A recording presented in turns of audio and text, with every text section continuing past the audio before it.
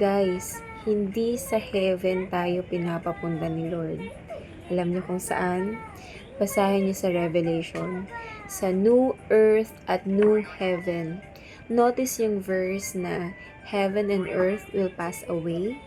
So, hindi lang earth ang mawawala, even heaven magpa-pass away. So, saan nga ulit? Sa new heaven at new earth. Nasa Revelation yan.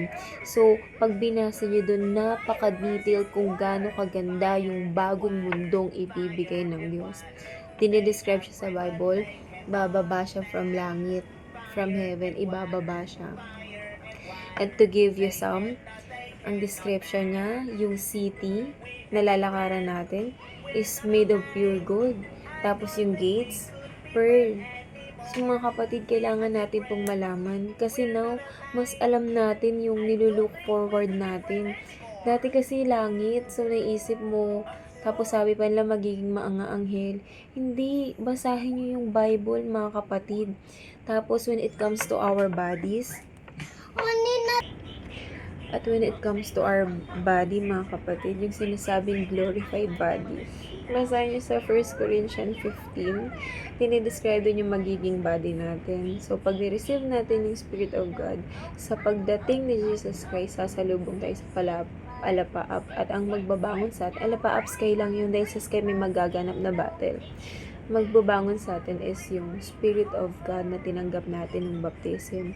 So, eto na nga, yung katawang ibibigay sa atin. Sabi sa 1 Corinthians 15, kung ang katawan natin ngayon, ang laman nito, ang nasa loob nito is laman at dugo, which is nasa subject sa kamatayan.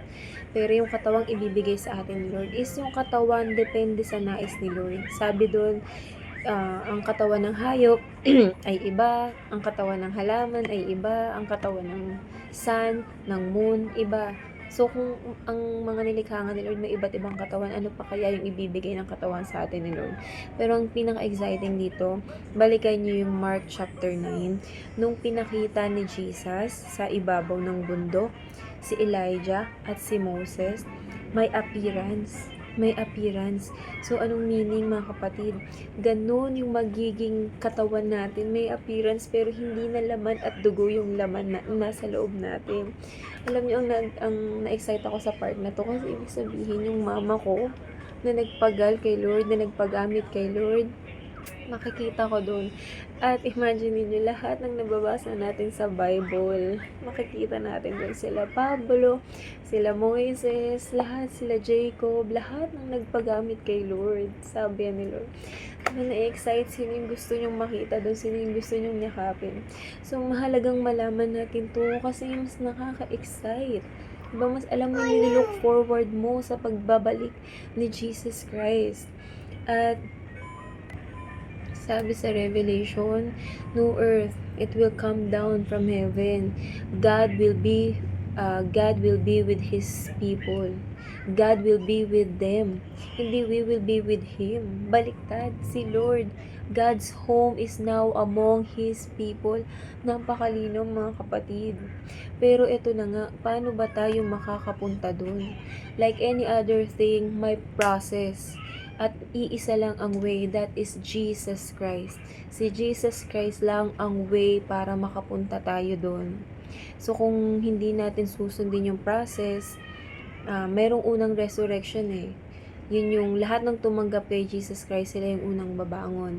Tapos yung hindi tumanggap kay Jesus Christ, sa pagbabalik niya, sila yung meron pang 1,000 years na paghahari. Kaya lang, isipin nyo, ngayon pa lang, hindi na natin kinakaya yung mundo. Gusto nyo pa rin bang umabot sa 1,000 years? So, ganito siya makatid. First resurrection, lahat ng tumanggap kay Jesus Christ. And then, 1,000 years na paghahari. Kasama ni Jesus Christ yung mga tumanggap sa kanya, then 1,000 years. And then, tsaka yung mga hindi tumanggap kay Jesus Christ, sila na yung may judgment. Sila na yung ititignan sa book of life kung nandun pa yung pangalan nila. So, huwag na tayong umabot dun. Accept Jesus Christ. So, mga kapatid, may process. Ano ba yung process?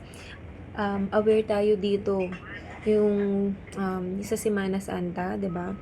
Si Jesus Christ, He is the only way. So, lahat tayo kailangang ma-born again. Ano ba yung born again? Born again, hindi ito religion, hindi ito yung group of people. Born again, ito yung mangyayari sa isang tao kung saan. So, eto na. Ito yung pinakamahalagang part. So, pag nabuhay tayo, hindi yan, or yung buhay natin, hindi yan nag-start nung pinanganak tayo ng nanay at tatay ng nanay natin. Hindi yan yung start.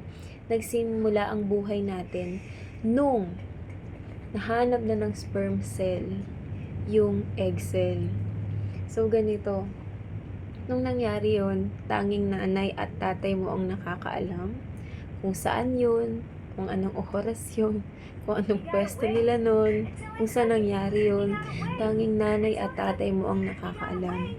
So, katulad ng pagiging born again, pag na-born again ka na, it means tanging ikaw at ang Diyos lang ang nakakaalam kung kailan yung araw na yun na darating na, Lord, eto na ako, I surrender everything. Sinusuko ko na ang lahat, Lord. Tinatanggap kita sa buhay ko. That's being born again, and that's the time doon na yung darating yung repentance. Tatalikuran mo na yung pagkakasala mo. At naniniwala ka na yung ginawa ni Lord sa krus. Diba? Kinuha niya na yung kasalanan mo. Hindi mo na dapat i-condemn yung sarili mo. Paniwalaan mo lang. Paniwalaan mo, have faith na kinuha na ni Lord lahat ng kasalanan mo. And repent.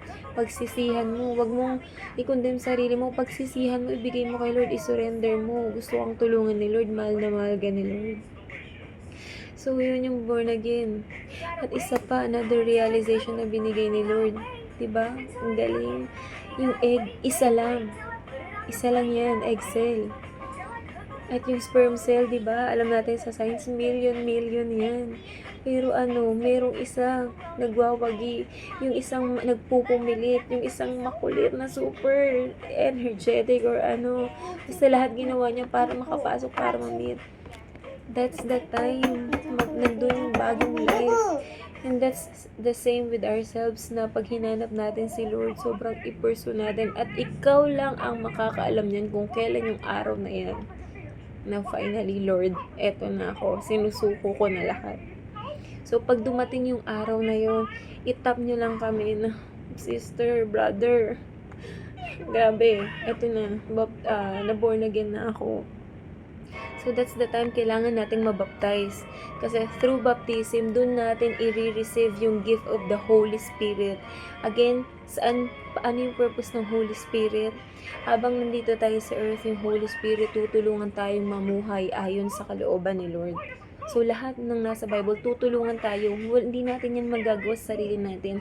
Kailangan natin ng Holy Spirit. And next, yung Holy Spirit, pag tayo namatay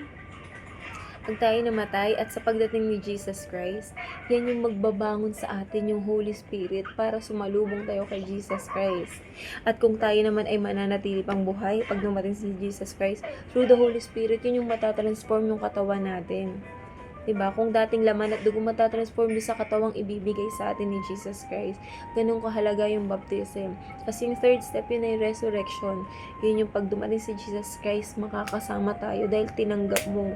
At resurrection, new life, bagong buhay. Habang naghihintay tayo kay Lord dito sa earth, sa old earth, tutulungan tayong mamuhay. So mga kapatid, gusto tayong makasama ni Lord sa new earth. Gusto niyang makasama tayo at ayaw niya tayong mapunta sa lake of fire, sa impyerno. Dinidescribe yung impyerno sa Bible kung saan yung uod hindi namamatay, yung apoy hindi namamatay. Gusto tayong i-save ni Lord doon. Ayun yung tinatawag na second death. Diba? Sabi sa Bible, yung sinasabing kung walang second death, first death lang, yung mamamatay ka lang, pwede mo gawin kahit ano. Gawa ka ng krimen, pumatay ka, magnahaw ka. Kasi, first death lang, pero hindi guys, may second death. And that's the lake of fire, yung hell. So, doon tayo ni-redeem ni Lord. Doon na dapat tayo papunta dahil nagkasala tayo, pero doon tayo ni-redeem ni Lord. Ayaw ni Lord. Gusto niyang bigyan tayo ng bagong earth, mga kapatid. Nawa na-excite kayo sa bagong earth. Ahit mga kapatid. Ayun na nga. Sabi sa Matthew, the only way para dumating na yung katapusan. Matthew, hahanapin ko pero ipopost ko dyan yung verse sa comment section. Pero yun, Matthew, pag na-preach na yung gospel throughout the world, then the end will come. Doon darating. So, ibig sabihin, mga kapatid, gustong-gusto ng ibaba ni Lord yung new earth. Gustong-gusto niya na ibigay, pero gusto niya marami tayo, lahat tayo. Kaya nasa sa atin yung control. Eto pa, kailangan natin i-share yung gospel. Bakit? Kasi nga, di ba, pag na-share na yung gospel throughout the world, maiiksi yung paghihirap. Yung mga bagay na hindi na natin makontrol ngayon, war, famine, anxiety, depression, lahat yan. Gusto nang i-end ni Lord yan. Pero gusto niya lahat makasama. Ayaw niyang may maiwan. Kaya mga kapatid, sa mga tinatawag ni Lord yan, keep preaching. Keep preaching the word of God. Keep praying. Hayo tayo mga kapatid. God bless you.